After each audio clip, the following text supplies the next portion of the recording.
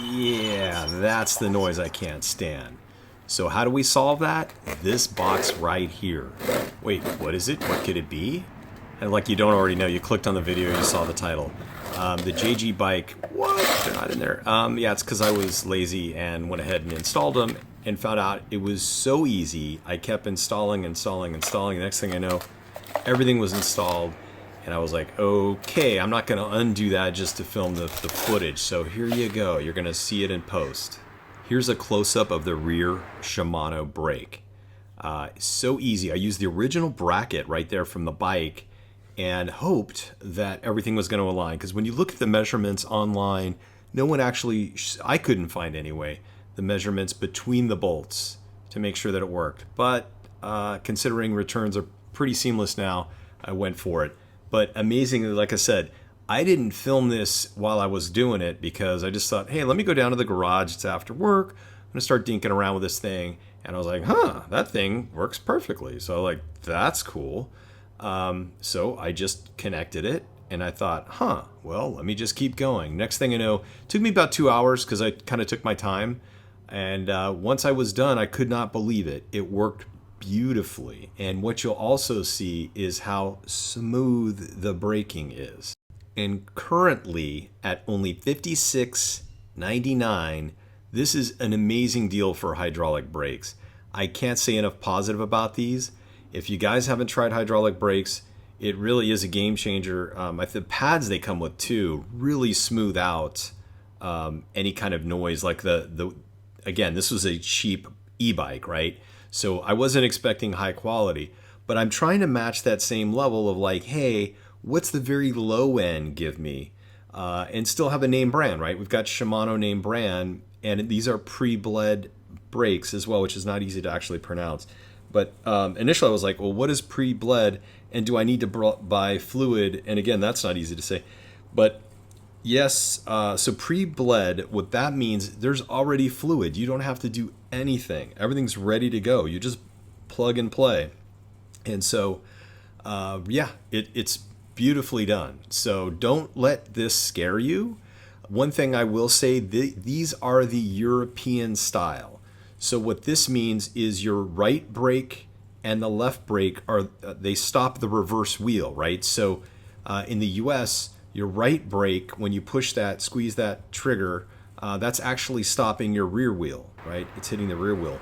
And in this configuration, which the bike originally came with, so it matched the bike perfectly, right? This was already set up for European. When you push on this brake, the right side, you're actually stopping the front wheel. So it's a bit of a mind twist, but once you get used to it. And actually when you're braking, you kind of lightly, gently apply both. And the cool part about hydraulic is you're not having constant hard resistance when you're trying to apply the brakes. You're pushing fluid down, and that pushing of the fluid is so smooth, so seamless. So I highly recommend these, and let's just keep going through and I'll show you the rest of it. Now, almost all e-bikes have safety mechanisms. So when you apply the brakes, it kills any kind of engine activity to propel you forward for safety reasons. This is the same way. So I was actually able to undo the other brakes, pull out what was a perfect trigger mechanism, and then reconfigure it, and you'll see it right here. The little red button. So when it's compressed, the circuit is true. When you brake, it breaks the connection of the circuit, which kills the battery power to the engine. Same on the other side. Now, full disclosure, I did MacGyver this a little bit. I had to use zip ties and some hot glue to make sure that the button stayed, and it's working right now. I probably will later on look to have a better and a stronger presence of this switch. For now though, this works. Trust me, they're not going anywhere anytime soon. So I also want to give you some other updates, not just the brakes. That battery that hangs in the bag is kind of annoying too, because at times the way it actually hits that front light and shoves it into the tire over time. I've now kind of repositioned it a little bit and tightened it up, so I'm hoping it solves that problem. And here's a look at the hydraulic brake in the front of the bike. Again, seamless integration, goes to the original bolts, work perfectly. Again, you're going to see, like, there's the brake line right there, the new one that has the oil in it, the hydraulic fluid that pushes in the brake. I ended up braiding that in, and I'll show you a video of that later. Now let's give you an update on that bike lock, the Bluetooth one. I'm still a fan. It's very lightweight, easy to use. Yeah, it's a little scary because if something doesn't work one day, I'll need to get some bolt cutters and just like chomp down on that thing. But for now, I'm a fan. I'm still parked in a relatively safe area, good to go. And I end up removing that A-bus kind of docking station thing there because that looks kind of weird. And I replaced it with a water bottle holder. It's hard to say that. And you'll notice in the back, I got rid of the rack. I know some people had said, yeah, you're probably not going to like that. I agree. It's kind of lame. It was kind of starting to still bend a little bit, and I don't know. It wasn't a great experience. And, you know, I think if I hurt my back, maybe it would be helpful, right? Because you wouldn't have the weight. I have a pretty thin laptop, so it doesn't really bother me. And in some ways, you know, if I were to fall over, I could tuck and roll on that laptop.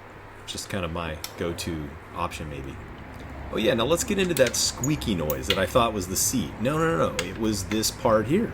It's actually, the way the design is, it's metal on metal, which is not great. It wasn't squeaking constantly all the time, but it was squeaking a lot of the time still. And what I ended up doing is putting two felt furniture tab things, which I'll show you right here. It was that easy to solve, didn't cost hardly anything, whatever those things cost, and squeak free now, really tight. Okay, I know I'm jumping around. This is the hydraulic brake, rear brake right here. It may not look like it's doing much, but it's really super quiet, and it's way grippier than the manual mechanical type brake with the cable. All right, now let's get an update on the command center here.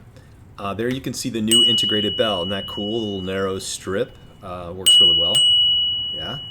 And great positioning now. So I swapped that around, put the gear changer here.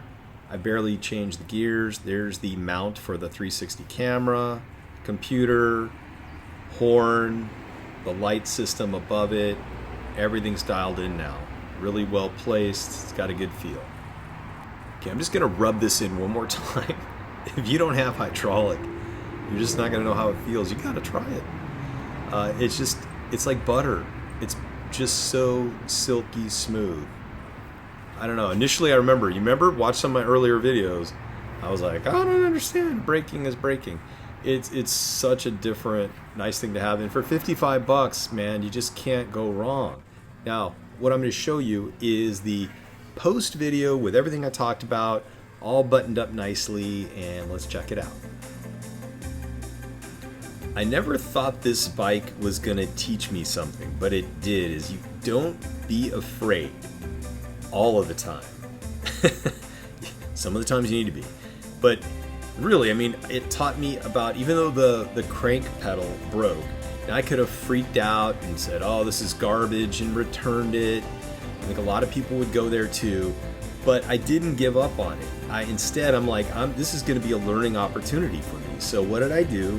I went and bought the pedal crank, and if you look at those videos, it's pretty unnerving how many different ones there are. It was a total gamble, but I went for it. I bought that, it worked perfectly, and then on top of that, about brakes, I didn't like the brakes either. And again, that was another one. I'm like, well, you know, maybe I should return the bike. I still had the original pedal crank, could have put that back on, shipped it all back, said, hey, I was into that experiment, kind of failed, but I didn't go there.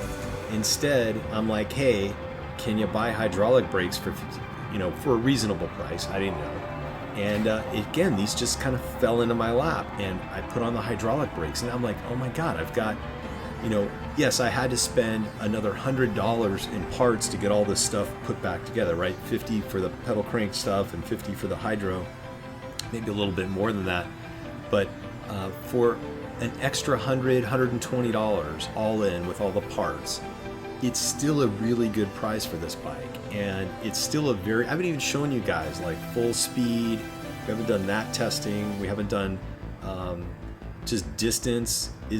I've just been going full out on this thing every single day. So I get a max of like 21, 22 miles out of it. But really for my commute, I don't need that anyway.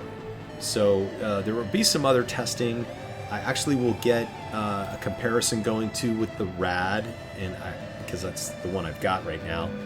It's 2 years old, I know, but I'd like to do a comparison in speed to see what the differences are there too. So look for that video coming up, and we'll get some other things. But so far, I've just really been having a lot of fun with this. I hope you guys have enjoyed it. Don't be afraid of everything. When something doesn't work the first time, look for other avenues. Don't just give up. In some cases, yes, it totally makes sense to return stuff. I get it. But in this case, I learned a bunch. Hope you guys have fun. Take care. See you. Bye.